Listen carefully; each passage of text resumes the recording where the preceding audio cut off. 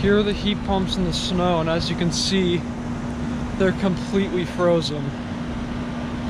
This is the comfort right here. Very little airflow. It needs to defrost. All three of these could use a defrost, actually. 2021 2.5 ton. That does feel very warm, even through my gloves. Even through my gloves. This is the performance. It's got a solid layer of thin ice.